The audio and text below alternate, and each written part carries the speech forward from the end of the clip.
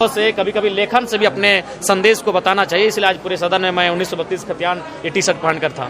RIMS 2 आज इस राज्य की जरूरत है, रिम्स 3, रिम्स 5 आज राज्य की जरूरत है। सूर्या हंसदा एनकाउंटर की सीबीआई जांच की मांग सामने आई। सरकार देखिए, माननीय मुख्यमंत्री अच्छे इंसान है, दिल के साफ है, लेकिन ये शून्यकाल का सवाल जेटेट से ही था कि जेटेट की जो परीक्षा है पिछले 9 वर्षों से नहीं हुई है। सत्ता पक्ष विपक्ष सभी विधायकों ने काफी हो हल्ला किया। सत्ता पक्ष ने केंद्र की सरकार की नीतियों के खिलाफ जाकर, तो विपक्ष ने राज्य सरकार की नीतियों के खिलाफ जाकर आज सदन में प्रदर्शन किया, जिसके कारण अंततः सदन चला नहीं आई ठीक से। और मूलतः जो बातें सामने आई, सूर्या हंसदा एनकाउंटर की सीबीआई जांच की मांग सामने आई और उस पर हम लोग भी अड़िग हैं कि जांच सीबीआई के माध्यम से ही हो। आपके पार्टी के देवेंद्र नाथ महतो गए थे, हम भी गए थे।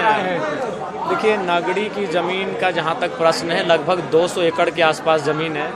वह जमीन पूरी तरह से समतल है, वह जमीन उपजाऊ है, और अगर उस जमीन का अधिग्रहण नहीं किया है, उचित मुआवजा नहीं दिया है, उसके बाद भी अगर आप कोई कार्य कर रही, तो ये गुरु जी के सपनों पर आघात है। झारखंड की जो आधार है, जल जमीन जंगल, उस आधार पर आघात है कि आप यहाँ के जंगल को नहीं बचा पा रहे, यहाँ की ज़मीन को नहीं बचा पा रहे। देखिए, योजना परियोजना का कोई विरोधी नहीं है।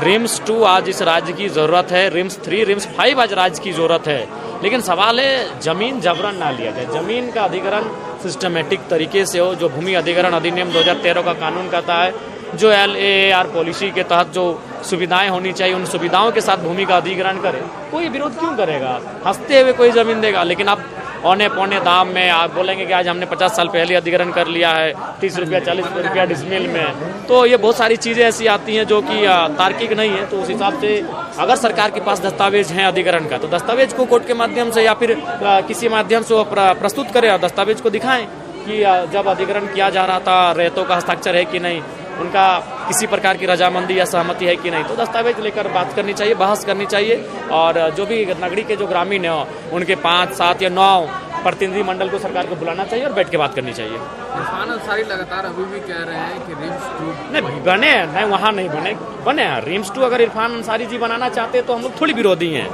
हर प्रत्येक दिन हम लोग को भी 10 से 15 बीमारियों का समस्या सुनना पड़ता है। तमाम डॉक्टर से फोन में टेलीफोनिक बात करनी पड़ती है। कई जगह 10,000, 5,000, 20,000, 25,000 रुपये बिल माफ करने के लिए फोन करना पड़ता है। तो स्वास्थ्य की समस्याएं आज नंबर 1 पर है इस राज्य में। तो रिम्स 2, 3, 4, 5 सब बने, लेकिन नगरी जो विवादित हो रही है, जहाँ के लोग रजामंदी नहीं है दे रहे हैं, तो वहाँ पुनर्विचार करने की आवश्यकता है। आप सुझाव दीजिए ना कोई जगह, आप बोलेंगे तो हम दे देंगे बहुत सारे। लेकिन देखिए, जैसे हम सुबह ही बात कर रहे थे एक मंत्री जी से, तो बोला कि नहीं, तुम जो जगह का सुझाव दे रहे हो वो खूंटी में है। खूंटी में सुबह ही हमारे पास एक एप्लीकेशन आया कि विधायक जी बहुत सारा विवाद चल रहा है, तो हमारे वहाँ 400 एकड़ जमीन का अधिग्रहण है, 400 एकड़ जमीन है, तो वहाँ बनाया जाए, यहाँ से 20 किलोमीटर है। कहा नहीं, रिम्स 2 तो फिर राजधानी में ही बनेगा। तो हमें लगता है कि अगर देखने जाए तो बहुत सारी ऐसी जमीनें पड़ी हैं जहाँ पे आप इस काम को कर सकते हैं। दादा 1932 का टी शर्ट पहन के आए, काफी लंबे समय के बाद जो 1932 की तस्वीर विधानसभा में देखिए, इस बार हमको लगा कि बोलने का, देखिए सबसे पहला बात है कि आप जब सदन में आते हैं तो कई तरीके से आप अपने आवाज को रखते हैं, या तो बोल के रखते हैं, या तो लिख के रखते हैं, या तो सांकेतिक रखते हैं, या तो शब्दों से रखते हैं। तो इस बार हमें लगा कि शायद इस बार बोलने का अवसर नहीं मिलेगा। सदन बाधित होने का संभावना पहले से था, और मात्र 2 दिन का सत्र बचा, जिसमें 1 दिन तो गैर सरकारी संकल्प चला जाएगा, 1 दिन बचा है। तो 1 दिन में हम स्थान नीति पे बहस करें, नियोजन नीति पे करें, विस्थापन नीति पे करें, कृषि नीति पे करें, या किस विषय पे बहस करें, वो मैंने कम समय बचा है। इसलिए मैंने कहा कि कभी कभी शब्दों से, कभी कभी लेखों से, कभी कभी लेखन से भी अपने संदेश को बताना चाहिए, इसलिए आज पूरे सदन में मैं 1932 खतियान ये टी शर्ट पहनकर था। 1932 को लेकर सरकार बिल में स्थिर हो गया। बिल कहाँ गया? राज्यपाल के पास गया। देखिए, सरकार हर मुद्दे पर स्थिर है। सरकार केवल सरकार के जितने भी अंग में बैठे लोग हैं, वो अपने निजी स्वार्थ के लिए, अपने खानापूर्ति के लिए काम कर रहे हैं। वो किसी भी मुद्दे पर ना बात करना चाहते हैं, ना किसी भी मुद्दे पर बैठकर सॉर्ट आउट करना चाहते हैं, किसी भी मुद्दे पे बात नहीं करना चाहते हैं। सर्वदलीय बैठक बुलाई कि स्थानीय नीति कैसी हो, उसका प्रारूप क्या हो, उसका ड्राफ्टिंग क्या हो, कम से कम एक बैठक तो बुलाए, सबके रायशुमारी तो ली जाए कि हम लोग गंभीर हैं स्थानीय नीति को लेकर, हम लोग गंभीर हैं नियोजन नीति को लेकर, हम लोग गंभीर है विस्थापन को लेकर। अगर गंभीरता है तो सर्वदलीय बैठक बुलानी चाहिए और बातचीत करनी चाहिए, फिर आप कैबिनेट में ले जाइए, कैबिनेट में प्रस्ताव लेकर आइए, लेकिन एक बार चर्चा परिचर्चा सर्वदलीय होनी चाहिए। तो गंभीरता नहीं है। देखिए, अब राज्य सरकार तो बहुत ही अकड़ के है उसमें। राज्य सरकार उल्टा एक वरिष्ठ नेता उनको अपराधी बना रहे हैं। अरे भाई, अगर ऐसे अपराधी बोलने गए हैं मात्र केस हो जाने से, तो राज्य के तमाम आंदोलनकारियों को आप अपराधी की लिस्ट में लाके खड़ा कर देंगे, तो वो तो बचना चाह रही है, उल्टा हुआ उनको अपराधी घोषित करने में लगी हुई है। दादा, क्या लगता है सूर्या हांसदा के मामले पे, नगरी जमीन के मामले पे, या फिर 1932 के खतियान मामले, सरकार की नीयत क्या लग रही है? देखिए, सरकार, देखिए, माननीय मुख्यमंत्री अच्छे इंसान है, दिल के साफ है, लेकिन एज ए पॉलिटिशियन उनका विजन बिल्कुल भी नहीं है। आप कभी भी माननीय मुख्यमंत्री के पास जाइए, वह आप उनसे 5 मिनट तक का समय नहीं ले सकते हैं। कोई भी, आज मैं नाम नहीं लूंगा, बहुत सारे मंत्रियों से मैं मिला, बहुत सारे उनके सत्ता दल के विधायकों से मिला, वो बोले 4-5 लोगों से घिरे होते हैं, हमें अपनी बात रखने का अवसर तक नहीं मिल पाता है, ना वो सुन पा रहे हैं हमारी बात। सही बात है वो, और ये दुर्भाग्य की स्थिति है कि माननीय मुख्यमंत्री अपने मंत्रियों से, अपने विधायकों से संवाद नहीं कर पा रहे हैं, तो कहाँ से राज्य को आगे लेकर जाएंगे। आप पतरातू कल गए थे, विस्थापितों से मुलाकात हुई थी क्या? क्योंकि बड़का गांव क्षेत्र में लोग काफी परेशान हैं। जी, बड़का गांव, हमें लगता है कि आज अगर राज्य में सबसे ज्यादा कहीं के लोग विस्थापन के इशू से परेशान है तो बड़का गांव के लोग हैं।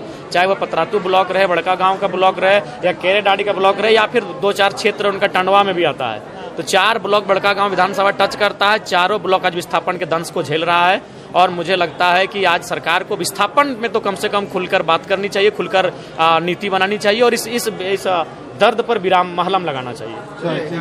जेल के नेत्री ने कहा है कि इरफान अंसारी को घर में घुस के मारेंगे अगर हमारे लोगों को धमकाइएगा, तो क्या कहेंगे? देखिए, अगर ऐसा आवेश में कहा है तो उसके लिए हम लोग खेद प्रकट करते हैं कि आवेश में वो एक माननीय मंत्री हैं, और अगर आवेश में ऐसा, चूंकि होता है जनरली जो लोग आंदोलन से जुड़े होते हैं, कभी कभी कुछ शब्द ऐसे आते हैं जो थोड़ा सा लगते हैं, लेकिन वो है केवल उस परिस्थिति की देन है, ऐसा नहीं कि उनके बारे में किसी का वैसा भाव है।